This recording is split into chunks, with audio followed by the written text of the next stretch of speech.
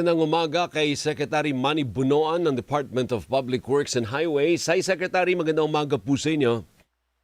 Magandang umaga, Alvin. Magandang umaga po sa ating mga listeners. Opo, unti-unti na pong tumatayo at nagrereklamo yung mga local government official. Nakita ko yung taga Mindoro eh. Nakita ko rin yung last time yung taga Bulacan. Marami na po bang nagpaabot dyan sa inyo ng pag-question sa kanilang mga flood control projects? Meron na rin po, mga nakikita po namin. May mga, ilan pa lang naman. I think ang dumidiretso yata po sila dun sa web ng sa Office of the President po. Opo, yung sa website, ano po, yung sinabing magreklamo kayo po doon, ano po?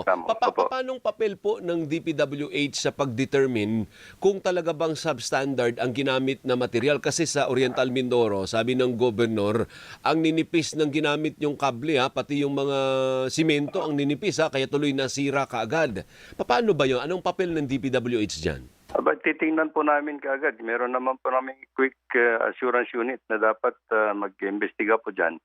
Now that yun nga yung sinasabi ni Governor Dolor na substandard, and I think we'll have to document everything so that tingnan natin. I think that will be the documents that we will use actually to compel or prosecute kung natapos na yung warranty period yan at nakita namin na wala na siya sa warranty period. Kasi kung nasa warranty period pa yan, we will let, of course, the contractor to do it properly yung pong sa design niyan. Na walang bayad sa galing sa gobyerno. Walang bayad po yan kasi may warranty. Kumbaga back job. 1 year eh. Parang 1 year back warranty job. period po yan. Opo. Pero sa unang tingin ba, Secretary, malalaman kung dispalinghado, kung substandard ang gawa o hindi, o kailangan ng katakot-takot na tracing ang gagawin dyan? Hindi naman po kasi I think there's supposed to be a design actually na sinunod ng contractor eh. Meron pong specifications, may specifications po yan kung anong klaseng bakal ang gagamitin, kung anong kakapal ng semento na gagawin, at kung ano yung nasa ilalim. Lahat po yan, naka-detailed, naka-detalya po dun sa design ng structure na dapat niyang gawin. So it will not be that big issue kung titignan po namin yan. Opo, pero sa mga yari na pong proyekto, ibig sabihin hindi ba turn over yan sa DPWH Secretary, di pumirma din po yung engineer ninyo na tapos na? Yes po. Oo po. O di lagot din yung engineer na yun, bakit mo pinirmahan na tapos na kung hindi mo man lang sinuri kung substandard ang ginamit na material? Tama po yan. I think ito yung mga tinitignan po namin kasi even during construction, dapat tinitignan po nila yan sa paggagawa po niyan. During construction pa lang, dapat meron na po silang inspection kung tama po yung ginagawa ng kontraktor. Opo. Paano po yun paghiyari na nga po yung proyekto? Di kaya pa bang itrace yun na ang in-charge ditong engineer ng DPWH si Ganire? Opo. Yes, kaya yun? I think kaya po yun. Yeah, kaya pa yan. Kasi ganyan we will know from the records kung sino po ang nag-inspect, sino po nagpumirma ng tapos na o in-accept. Nandoon po lahat sa record yan. Kasi we naka-document po lahat yan. Lahat ng proyekto sa flood control, Secretary, ganyan, na kailangan may papel yung taga-DPWH bago ma-turn over yung proyekto? Hindi lang po sa flood control, lahat po ng lahat po ng infrastructure projects na ginagawa ng DPWH po. Okay. So meron pong disenyo yan, meron pong pinagbabasehan kung ano po yung dapat gawin kasi may engineering po bago design na bago po gagawin ng contractor bago pa bid. Opo. So, Secretary, kung may for the boys, kung may padulas nga po, kasali din yung mga tauhan ninyo sa DPWH. Ayan, titignan po namin yan. Titignan po namin kung ano po yung mga ganong arrangements na sinasabi po. Talagang bubusisihin po namin yan kasi may instruction sa ating presidente na kailangan kung sino mananagot, dapat managot po. Tama, oo.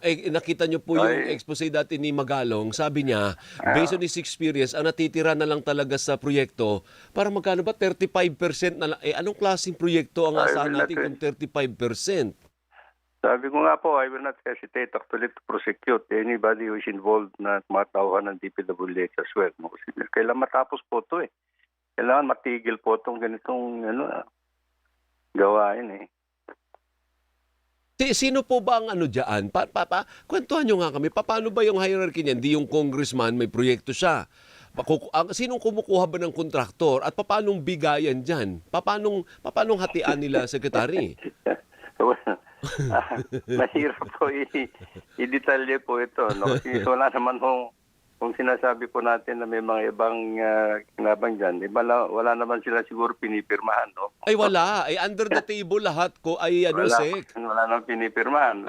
Kaya yung mga tauhan namin na po mag-explain kung ano pa ano nangyayari. Ang kuwan ko lang po dito is I think it's the quality of yung ginawa. Opo. Dapat hindi sakripisyo ng quality ng ginawa. Pero hindi ako naniniwala, Sec, na kayang gawin ito ng kontraktor lang.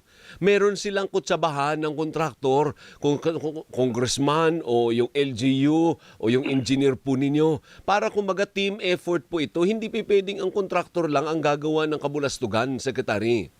Well, ito nga po, we'll dig deep into all these things po. Kaya dapat, it's a challenge how to document everything na sinasabi po natin. But at the end of the day po, I think ang the DPWH, ang pangkurito po, is actually yung sa technical at yung quality of the work that has been done. Opo. Ay paano yung sa Mindoro, sir? Yung regional director ninyo, pumunta na po ata sa Mindoro, hindi ho ba? Para puntahan yung pinag-i-expose ni Governor Dolor doon. Opo. Yeah. I think, yes, I will have to call on actually yung regional director on kung ano yung nakita po niya. And at the same time po, nagpadala rin kami ng quality assurance unit pa bago lumabas po yung kwan ni Governor Dolor. Opo, and more exposés to come. May narinig kami na sa ibang probinsya, Sec, ganyan din ang gagawin. Mag-i-inspeksyon din daw yung governor at may i-expose na kabulastugan nung nakaraang administrasyon. I was wondering though, kung sakop ba yung nakaraang administrasyon ng mga proyekto o ang tinututukan ninyo, this administration lang, which means 2022 ang simula. Mabuti at natanong mo yan, Alvin. No? Kasi yung report namin na from 2022, if you remember, pumasok na administration ito noong July of 2022. No? Tama. Now, a project can be implemented in 2 years. Yun na yung fiscal program ng ano. So, there are projects actually that have been started in 2021 to be completed in 2022. Nahagip namin yung mga iyon. Meron din yung mga projects started in early 2022 na natapos sa 2022 and 2023. Ito nga po yung hihimayin namin lahat. The budget, yung first budget of this administration is actually 2023 po. Tama. So ibig mo sabihin, pasok sa iniimbestigahan ang mga proyekto nung nakaraang administrasyon na hindi natapos nung natapos yung termino nila. Yes po. That's right. Hindi natapos yung termino nila pero naipagpatuloy po. Naipagpatuloy po dito sa administrasyon nito. Tama.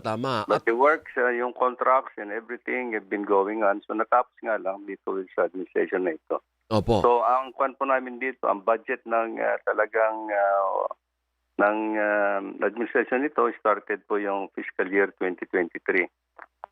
Which implemented in early 2023 and 2 years po rin yung gestation period po niyan hanggang 2024 dapat po yan. Opo. Isa pa, Secretary, bago maubos yung oras natin, may 3 minutes pa. Paano po nakakuha ng kontrata itong MG Samidan Construction na batay sa pag-iimbestiga ng ABS-CBN Research ay 250,000 lang yung kapital niya. Ang nakuha niyang proyekto, 5.3 billion pesos. Paano nangyari yun? Abay, titingnan po namin dyan kasi on dito, yung on the process of bidding po, ang titingnan po namin kung meron siyang lisensya that is issued by the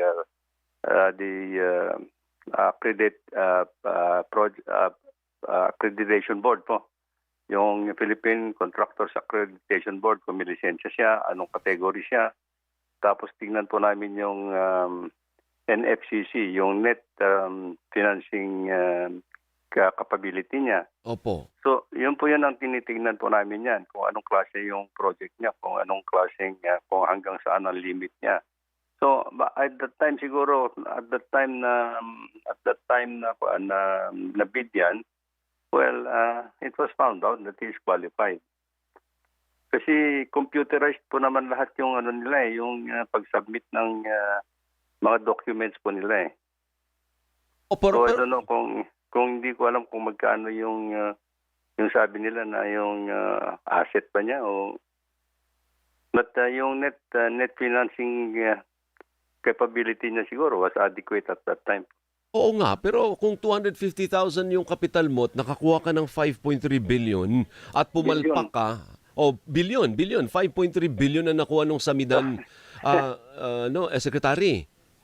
By the medyo kasuda-duda nga na yun. We'll Kaya have to nga. dig deeper on that. Kasi kailangan tignan po namin yung mga documents niya na kung ano yung isinabmit niya ko at saka kung kailan ginawa po yan.